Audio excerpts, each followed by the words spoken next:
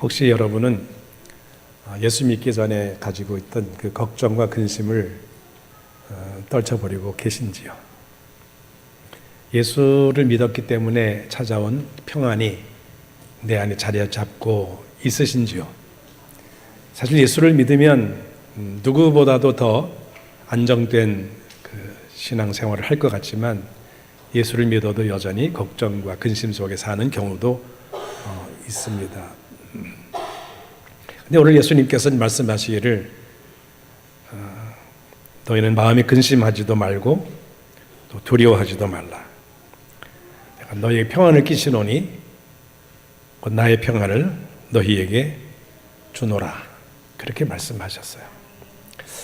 그 말씀은 뭘 의미하냐 하면 제자들이 여전히 근심 가운데 있다, 두려워하고 있다는 것을 의미하고 있겠죠. 왜 두려워하고 있는가?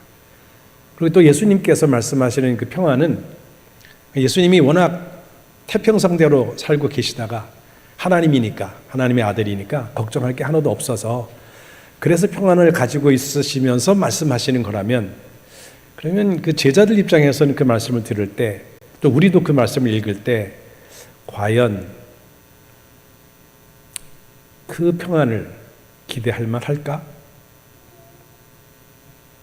지금 나는 죽겠는데 편안한 사람이 그렇게 말하면 얼마나 부화가 나겠습니까? 쟤는 편안하니까 그렇지, 쟤는 잘 사니까 그렇지, 쟤는 애들이 다 잘 됐으니까 그렇지. 가끔 이제 목사님들도 설교를 하거나 교인들과 교제하면 그런 말을 합니다. 목사님은 사회생활을 안 해서 그래요. 뭘 몰라서 그래요. 그럼 목사들이 많이 속상합니다. 왜 그러냐 하면 사실 겪는 건 똑같거든요. 사람 대하는 건 똑같고 목사에게도 아픔이 있는데 교인들은 그걸 잘 몰라서 그러죠. 예수님이 지금 어떤 상황인지, 우리 그 예수님의 상황을 보고 예수님의 상황이 정말 편안해서 편안한 건지, 또 편안해서 우리에게 편안하라 그러시는 건지, 아니면 예수님도 많이 힘든지, 그걸 좀 살펴보면 예수님께서 하신 이 말씀을 우리가 좀 이해할 수 있을 거라고 생각이 됩니다. 그럼 예수님의 이 상황은 어떤 상황이었냐 보면 13장에서부터, 요한복음 13장에서부터 쭉 하신 말씀이 뭐냐 하면 내가 또 곧 떠난다는 거예요.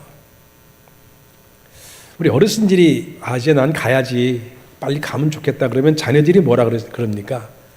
그런 말씀 좀 그만하세요.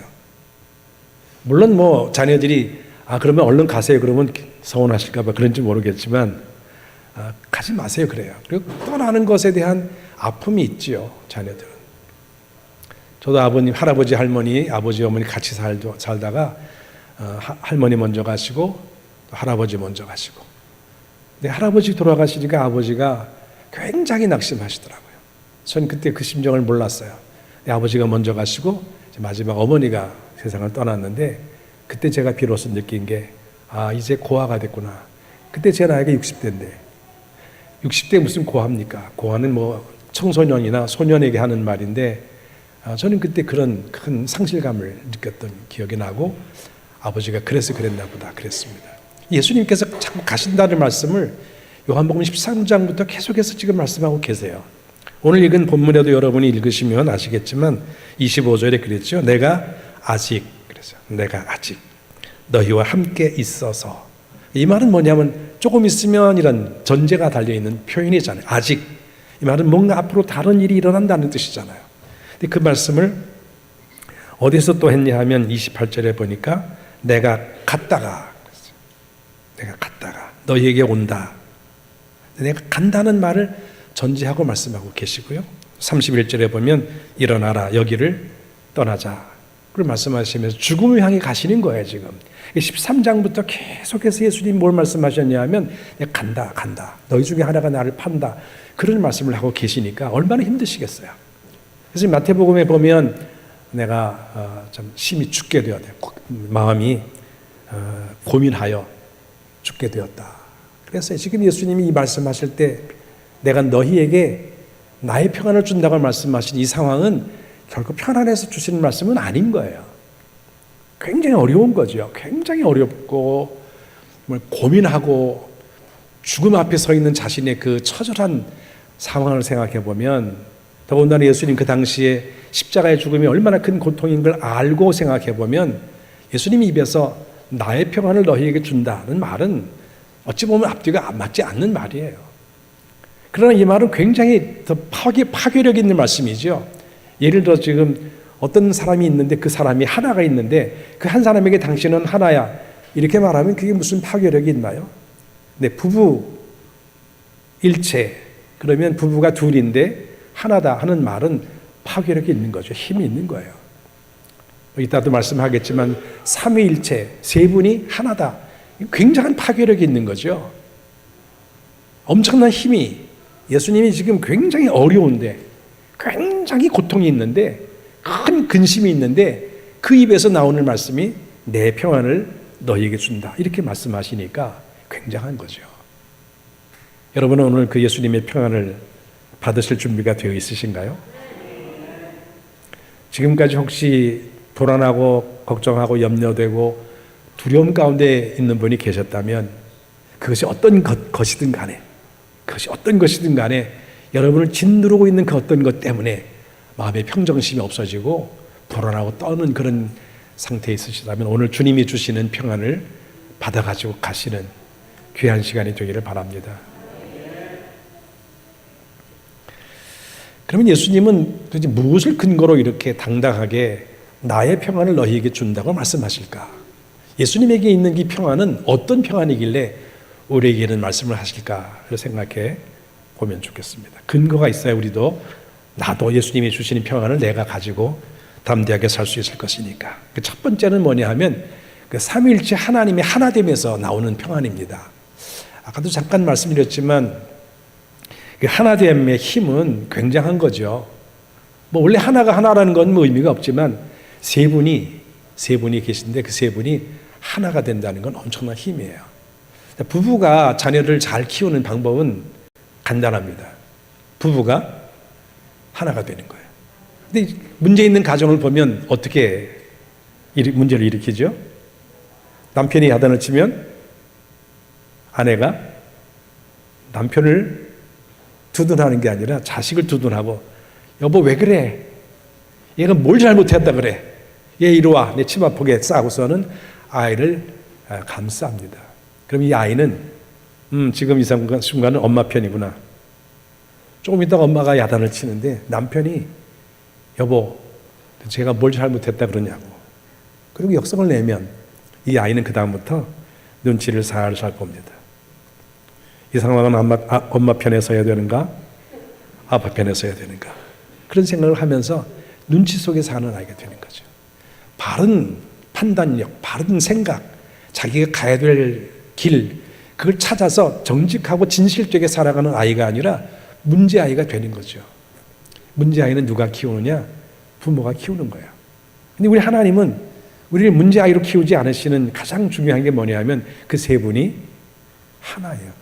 한 분이 아니고, 이게 참 어려운 일인데 중요한 것은 한 분이 아니고 세 분인데, 제가 그걸 좀 설명드리면 26절에 보면 세 분이 등장합니다. 제일 처음에 등장하는 분이 누구죠? 보혜사. 보혜사. 그럼 성령이라고 말씀하고 있는데요. 보혜사. 그 다음에 누가 등장합니까? 아버지. 제가 학교 다닐 때, 중고등학교 때 교회에서 배운, 우리 교회도 건전한 교회였는데 그 어려서부터 들은 삼위일체에 대한 교훈이 뭐였냐 하면 내가 아내에게는 남편이고 자식에게는 아버지고 교회 가면 목사고 그렇다고 가르쳤어요. 굉장히 혼돈스러웠어요. 한 분이 세 역할을 하는 걸로. 그래서 양태론이라고 표현하는데 이 세 역할을 하는 한 사람을 삼위일체라고 가르쳤는데 성경에는 그렇게 말씀하지 않아요. 어떻게 말씀하죠? 한 분이 아니고 세 분이에요. 여기도 있죠. 성령, 아버지. 그다음에 또 누가 등장합니까? 나, 내 이름, 나. 이게 내가 여기 있으면 나에게 아버지가 계시고 또 성령이 있는데 그 성령은 내가 내 이름으로 아버지께 구해서 아버지가 보내주시는 분. 그래서 아버지가 계시고 내가 있고 성령이 계십니다. 이 세 분이 원래부터 하나라는 개념은 뭐냐 하면 본질상 하나님이라는 거예요. 아버지도 하나님이고 예수님도 하나님이고 성령님도 하나님이고 그래서 하나라는 거예요. 동시에 이 세 분은 능력도 똑같다는 거예요. 아버지의 능력도 같고 예수님의 능력도 같고 성령님의 능력도 같다는 거예요. 그래서 하나라는 거예요. 동시에 이 세 분은 하나님도 영원하시고 예수님도 영원하시고 성령님도 영원하셔서 하나라는 거예요.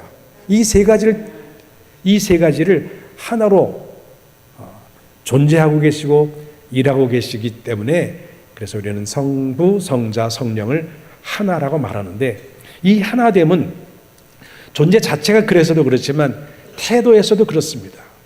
그래서 예수님이 왜 이 하나됨이 예수님의 평안을 가져다 주느냐?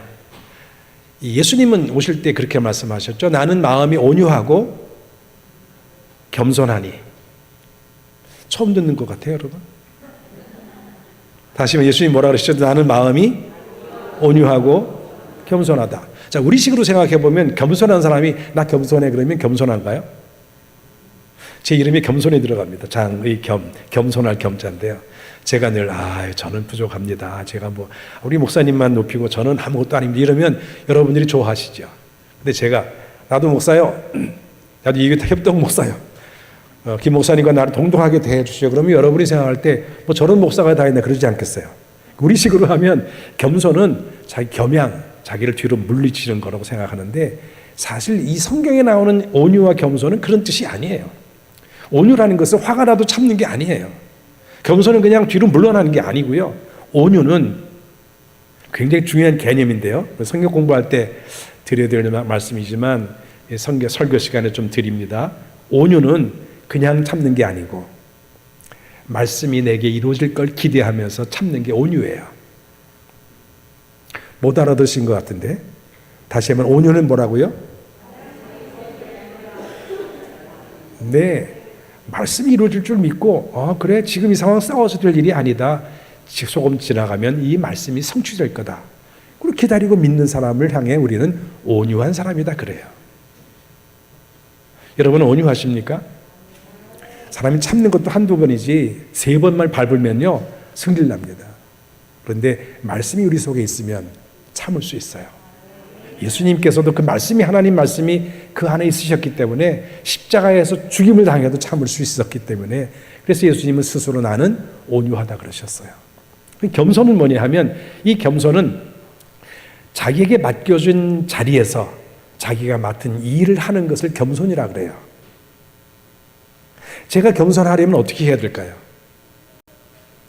제가 협동 목사의 자리에 서 있는 거예요.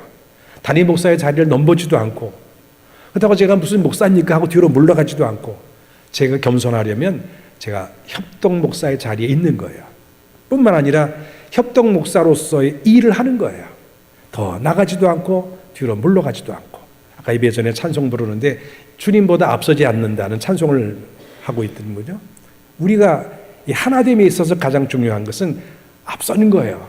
자기 자리를 뒤로 하고 더 나아가려고 해요. 가끔 우리 교회도 그런 일이 있었는지 모르겠지만 자기가 장로 되겠다고 나서는 분이 계시더라고요.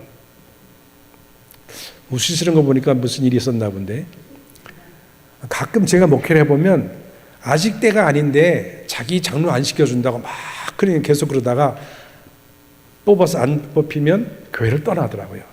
제가 이건 유튜브로 나가는데 괜찮나 모르겠네요. 하여튼 그런 얘기 하지 않겠습니다. 중요한 것은 자기가 서야 될 자리가 아닌데도 그 자리에 서겠다고 나설 때 교회를 힘들게 하고요. 깨지더라고요. 근데 예수님께서는 끝까지 예수님의 자리, 아들의 자리를 지키셨어요. 예수님이 끝까지 말씀하시기를 나는 내가 스스로 온 것이 아니라 아버지께서 나를 보내셔서 왔다. 이 말씀을 거듭 수없이 하세요. 마태, 마가, 누가복음, 요한복음에 특히 엄청나게 말씀하세요. 스스로 예수님 하나님이시지만 하나님이신데도 불구하고 자신의 자리를 지켜요. 나는 아들이다. 나는 하나님께서 내게 주신 말씀을 전하는 것이 내 말을 전하는 게 아니다. 자기 자리를 철저히 지키세요. 우리 성령님도 마찬가지죠. 오늘 보니까 뭐라고 말씀하세요? 성령 그가 너희에게 모든 것을 가르치고 내가 너희에게 말한 모든 것을 어떻게 하신다고요? 생각나게 하신다. 생각나게. 그러니까 성령님도 자기 자리를 지키는 거예요. 성령님도 예수님을 넘보지 않고 예수님 자리를 넘보지 않고 예수님도 하나님 자리를 넘보지 않아요. 그래서 하나가 되셨어요. 본질적으로도 하나고 능력도 하나고 영원성도 하나지만 그 자리도 지키고 태도도 그러고. 마귀는 어떤 사람 존재인가 하면 마귀는 천사로 하나님께서 그들을 창조하셨지만 그 천사의 자리가 마음에 들지 않는 거예요. 그래서 하나님 자리를 넘보고 내가 올라가겠다, 내가 하겠다 그러다가 하나님으로부터 벗어나고 천사로부터 벗어나고 마귀가 된 거죠. 이 하나됨이 사실은 힘든 것 같지만 온유와 겸손이 힘든 것 같지만 그 자리를 지키면 우리 안에 뭐가 찾아오냐? 뭐가 찾아올까요? 평안이 찾아와요. 남편과 아내가 하나 되면요 가정이 평화롭습니다. 자기보다 못난 남편을 보고 맨날 남편을 구박할 때 그 마음이 편안할까요? 아내가 나보다 부족하다고 맨날 아내를 구박할 때 그 남편의 마음이 편안할까요? 진정한 평안은 서로 자기의 자리에서 서로 인정하고 하나 될 때 참된 평안이 오는데 예수님의 평안은 바로 그런 자세에서 평안이 있다. 이 평안을 내가 너희에게 주겠다 말씀하셨어요. 이 평안을 누리시길 바랍니다. 두 번째 예수님의 평안은 어디서부터 오느냐? 하나님의 그 크심을 인정하는 데서 왔습니다. 28절에 보니까 너희가 나를 사랑하였더라면 내가 아버지께로 감을 기뻐하였으리라. 아버지는 나보다 크심이라. 자, 우리가 서로 신뢰하고 인정한다 할지라도 내가 의지하고 믿는 사람이 크지 못하면 우리는 설 자리가 없고 불안하겠죠. 예를 들어서 내가 돈이 없어서 어떤 사람에게 돈을 꾸러 갔는데 아니 꾸른 것이 아니라 좀 도와달라고 갔는데 그 사람이 돈이 없으면 내게 뭘 도와줄 수 있겠습니까?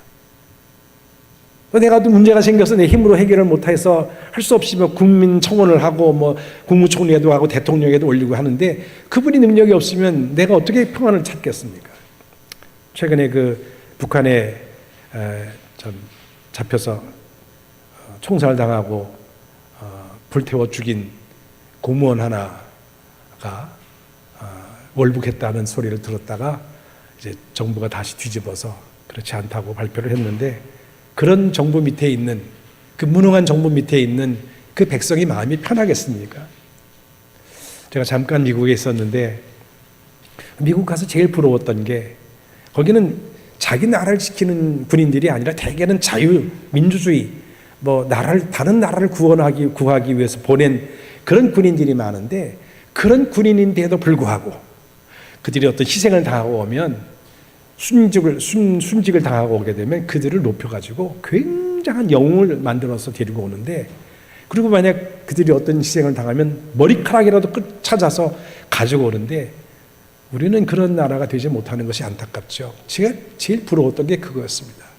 우리나라는 국가의 보호를 받지 못하는 국민이 아닌가 그런 생각이 많이 들어서 아팠습니다. 근데 우리 하나님은 어떤 분입니까? 예수님이 지금 십자가에 돌아가실 때 그 크신 아버지가 예수님을 죽은 자 가운데서 살리는 능력이 있다는 것을 믿지 못한다면 어떻게 예수님의 마음이 평안하겠습니까? 지금 죽으러 가는 예수님의 마음이 평안할 수 있다는 것은 뭘 의미합니까? 나보다 크신 아버지가 나를 이 죽음에서 다시 살리실 거다. 이 믿음이 없으면 그는 결코 평안할 수가 없었을 거예요. 여러분은 지금 어떤 위기에 봉착해서 두려워하고 계시고 걱정이 있으십니까? 거기서 건져내실 우리 하나님이 여러분보다 작으십니까? 여러분이 가진 문제보다 작으십니까? 우리 하나님은 결코 작은 분이 아닙니다. 예수님도 어마어마하게 큰 분인데 그 예수님이 말씀하시기를 그분이 아버지를 향해 말씀하시기를 아버지는 나보다 크시다. 이 믿음이 우리에게 있으면 좋겠어요. 걱정과 근심이 있는 사람들 보면 그 하나님을 저 멀리 두고 보고 있고 문제를 가까이 두고 있습니다. 이런 우리 시각의 시야가 먼 것은 작게 보이고 가까운 게 크게 보이죠. 이제 문제를 가까이 두면 하나님보다 문제가 커 보일까요? 문제보다 하나님이 커 보일까요? 당연히 하나님이 작아 보이고 문제가 커 보이죠. 그러나 예수님 크신 하나님을 내 가까이 모시고 그분을 바라보면 문제는 초라하기 짝이 없습니다. 따라서 예수님께서 크신 예수의 아버지 하나님을 바라보면서 죽음을 두려워하지 않고 담대하고 평안할 수 있었던 것처럼 그 평안을 우리에게 주신다고 말씀하셨으니까 우리도 어떤 어려움이 여러분을 혹시 저를 짓누른다 할지라도 크신 아버지 앞에서 평강을 얻으시기를 바랍니다. 세 번째, 모든 문제를 우리는 어디서 보냐 하면 그 문제와 그 문제를 준 사람과의 관계에서 보려고 하는 경향이 있는데 예수님은 그렇게 보지 않으셨습니다. 모든 문제를 하나님과의 관계에서 받고 세상과의 관계로 보지 않으셨습니다. 30절 보니까 이후에는 내가 너희와 말을 많이 하지 아니하리니 이 세상의 임금이 오겠습니다. 이 말은 예수님이 이제 세상 임금에게 자신을 맡기는 거예요. 내가 이제는 그에게 맡긴다. 그래서 이제 죽게 된다는 것을 의미하는 표현인데, 그러나 중요한 건 뒷말이죠. 그는 내게 어떻다고요? 관계없대요. 빌라도가 그를 재판에서 판결에 넘겨 죽일 텐데 빌라도와 나의 관계가 아니라는 거야. 그는 나와 상관없는 존재래요. 이 문제의 근원은 어디 있냐? 하나님에게 있는 거예요. 왜냐하면 예수님께서 세상에 오실 때 무엇을 위해 오셨습니까? 세상에 오실 때부터 내가 세상에 온 것은, 인자가 세상에 온 것은 섬김을 받으려 함이라 아니라 도리어 섬기려 하고 많은 사람의 대속물로 주려 함이라고 말씀하신 것처럼 예수님은 오실 때부터 하나님께서 그에게 주신 사명을 위해서 오셨어요. 이 문제는 하나님과의 관계지 빌라도와의 관계가 아니고 이스라엘 백성과의 관계가 아니고 대제사장과의 관계가 아니고 사람과의 관계가 아니고 문제와의 관계가 아니에요. 누구와의 관계예요? 하나님과의 관계예요. 하나님과 관계. 이걸 깨달았기 때문에 예수님께서는 마음의 평강이 있을 수 있었습니다. 여러분 어떠세요? 직장에서 쫓겨나면 그 사장에게 또는 부장에게 분노하지 않으시는지 모르겠습니다. 얼마 전에 변호사 사무실이 불에 타서 7명이 세상 떠났다는 정보를 들었고요. 또 어떤 사람이 자기를 해고했다고, 해고한 것의 안갚음으로 또 찾아가서 해코지를 하고, 또 자기 부인이 응급실에 왔는데 그 응급실에 왔을 때 그 응급 처치를 했던 의사가 살리지 못하고 죽었다고 그 의사에게 낫을 들고 와가지고 목을 쳐서 10cm를 그었죠. 두렵습니다, 사실 그렇게 보면. 여러분께서 삶에 일어나고 있는 일을 경험할 때마다 그 일을 그 사람과 관계로 보면 우리는 사람이 불안해서 살 수가 없고 분노가 일어서 살 수가 없습니다. 그러나 예수님은 이런 모든 일을 사람과 관계로 하지 않고 하나님과의 관계로 해결하면서 평안을 찾았어요. 여기 오니까 권사님 한 분이 제게 말씀하세요.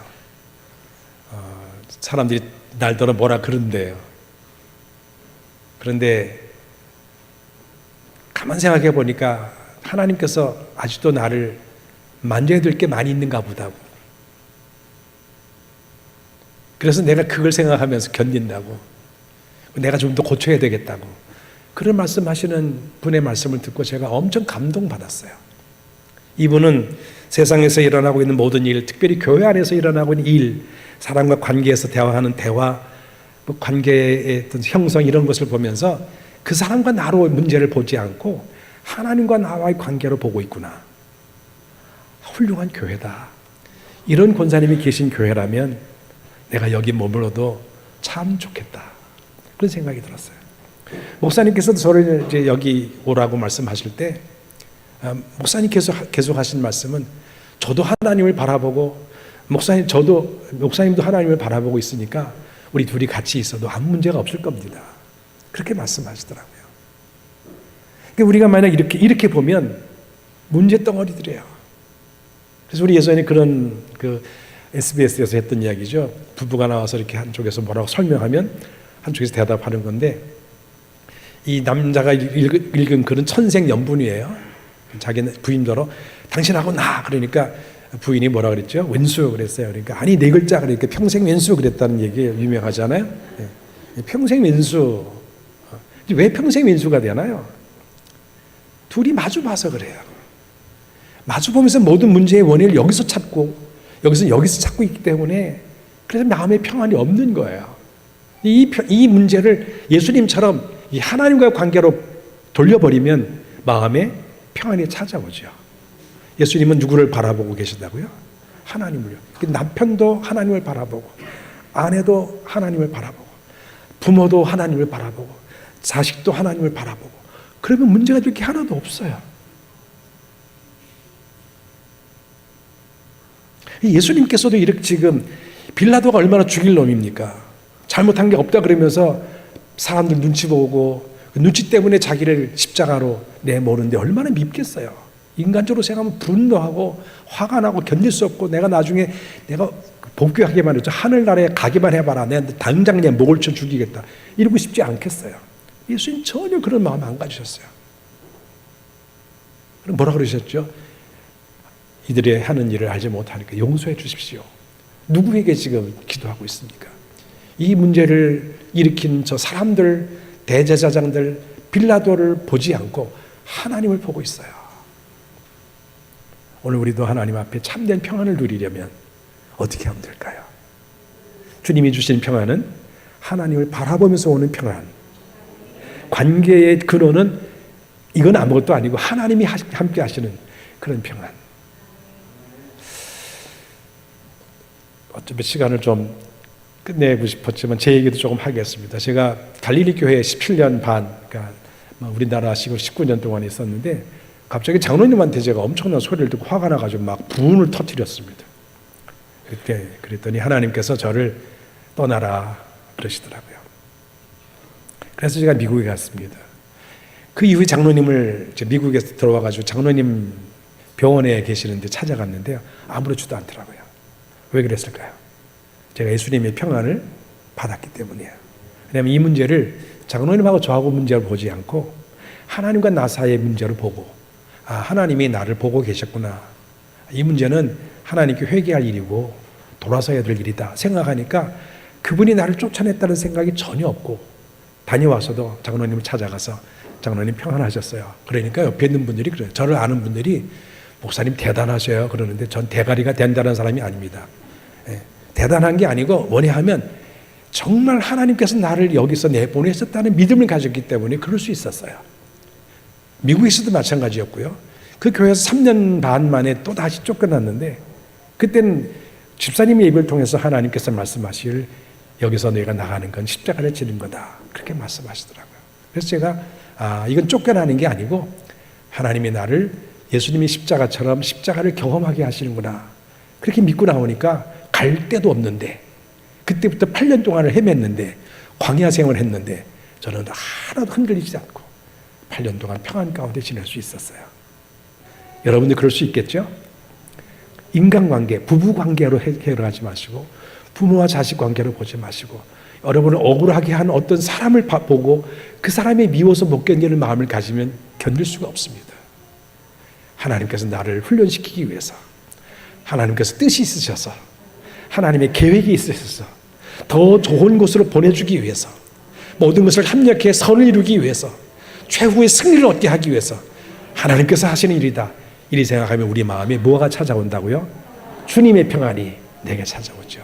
마지막으로 오늘 사실 목사님께서 이 성령을 여러분께 소개하고 싶어서 이 본문을 선택하셨는데 제가 이 말씀을 마지막으로 정리해 보면 그럼 이제 예수님의 평안은 우리에게 주시고 떠나셨는데 이 평안이 늘 유지되면 좋겠습니다만 실제로 그렇게 되나요? 우리 감정이라는 게 있잖아요. 근데 이 평안은 어찌 보면 감정적 영역이기 때문에 이 감정이 하루에도 수없이 바뀌는 것, 그것이 감정이잖아요. 그래서 사람들에게 제가 기뻐하세요, 감사하세요 그러면 제 말을 잘 안 듣습니다.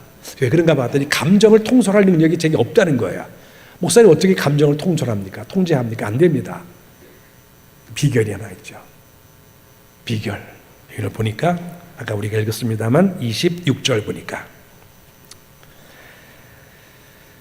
보혜사 곧 아버지께서 내 이름으로 보내실 성령 그가 너희에게 모든 것을 가르치고 내가 너희에게 말한 모든 것을 어떻게 생각나게.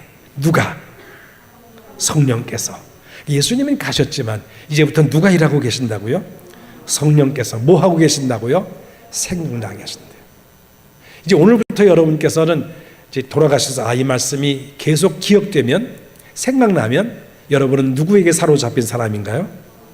그렇습니다. 근데 기억나지 않습니까? 돌아서면 나는 머리가 나빠서 잊어버리고, 아니 돌아서면 잊어버려. 난 늙어서 도대체 들어도 기억이 안 나. 그런 분은 늙어서가 아니고 누가 역사하지 않기 때문입니까? 성령을 거부하고 계셔서 그래요. 그러니까 이제부터 이 말씀을 가슴에 잘 새기기 바랍니다. 오늘 무슨 생각이 나길 원하느냐? 27절입니다.